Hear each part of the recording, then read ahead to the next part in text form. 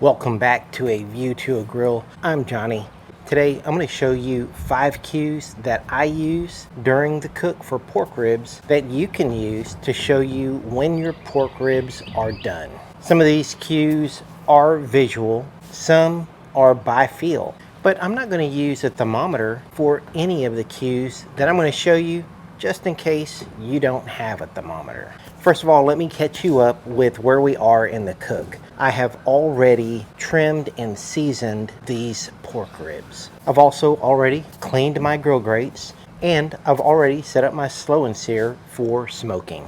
Now we'll be using an ambient thermometer probe just to help me keep up with the temperature, and I'm trying to keep my temperature at about 275 degrees plus or minus 15 degrees. I'll get my St. Louis style pork ribs on the Weber kettle, and it is currently 9 a.m. in the morning.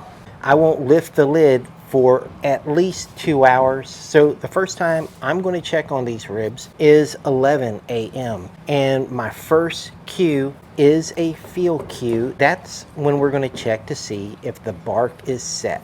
We'll get the lid open, and all we're going to do is touch the outside of the pork ribs. And if the seasoning doesn't stick to your finger, then the exterior is nice and dry and your bark is set. And that's the first cue you're going to use to check on the progression of your rib cook.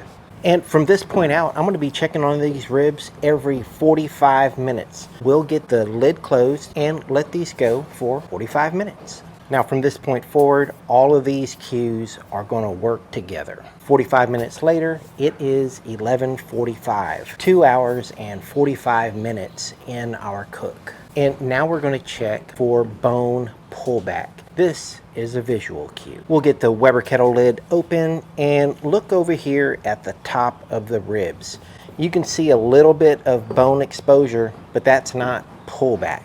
Now we can get these ribs turned around 180 degrees, and then right here, the first rib bone closest to me, you can see a little bone exposure, and the meat has pulled away from the bone just a little bit, and that's called pullback.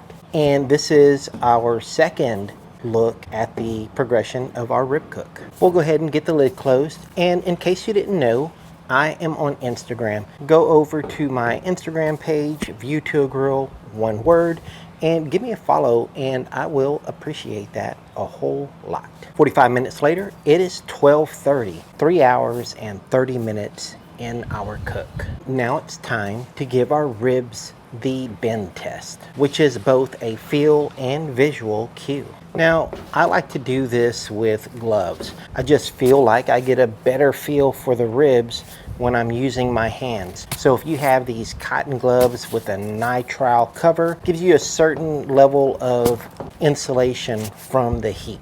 We'll get the Weber kettle lid open, and all you have to do is pick the ribs up, support about 1/3 of the ribs under your 4 fingers, and just lift them straight up. You'll notice that these cracks start forming on the exterior of your ribs. That is a visual cue of the progression of your rib cook. Also, you'll get the bouncy feeling in the palm of your hand. That is the feel cue that your ribs are starting to relax and get tender.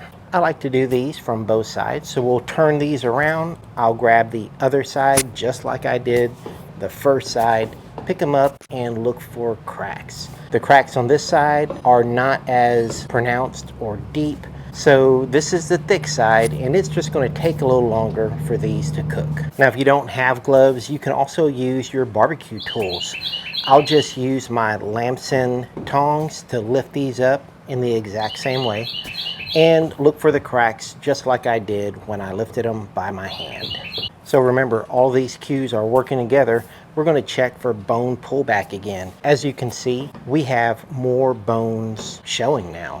The meat has pulled away from these 5 end bones. That's a great sign that's telling us our ribs are progressing well. Now let's get the lid closed. 45 minutes later, it is now 1:16, 4 hours and 15 minutes in our cook. And now it's time for me to show you the rib twist cue. Now we'll take the lid off the Weber kettle, and the first thing I'm going to do is do the bend test again. But this time I'm going to do a little different. I'm going to pick it up right in the middle and then take a look at the cracks forming. These ribs are coming along nicely. We now show cracks for the length of the ribs, so they're getting close now. Now I can grab both ends of the ribs and kind of just do a little twist test. I don't see any bones that look like they're about to disconnect from the meat, so we still have a little bit of time to go for these ribs. Let's check pullback again. Now you can see even more bones being exposed by the meat pulling back away from them. The ribs aren't done, so we're going to give these another 45 minutes. And at 2 o'clock, 5 hours in our rib cook, we're going to take a look at another cue, and that is the bone blowout. Let's get the Weber kettle lid open, and the first thing I noticed are all of these bones showing. So that is one of the cues that's going to tell us if our ribs are done. So let's flip it around, and if you notice right here where I have circled, that is one of the bones starting to blow out.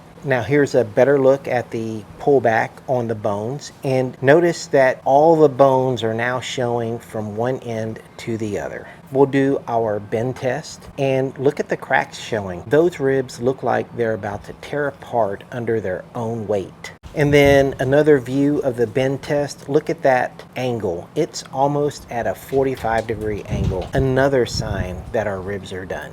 And then the twist test. Look at that center bone. That bone looks like it's about to come out. That's also the bone that had the blowout. So in my estimation, these ribs are done. And of course, we can't get out of here without checking out the results. Now I did let these ribs rest for 30-45 minutes, and now it's time to bite into one. Just take a look. It has a beautiful smoke ring, and taking a look at the bark, it has set wonderfully. So now let's take a bite. Oh yeah, these ribs are fantastic. This is my favorite way to eat ribs. I like a dry rib with some chew that takes a little bit of a tug to get it off the bone. This is, for me, the perfect way to eat ribs.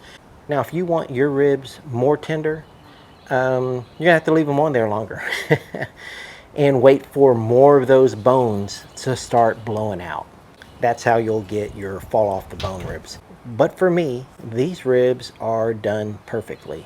Now, if you haven't already subscribed to my channel, I don't know what you're waiting for. My wife is even subscribed to my channel, and she's married to me. She sees me all the time. Go ahead, take a second, subscribe to my channel. Thank you for watching A View to a Grill. I'll see you guys next time. Take care, y'all.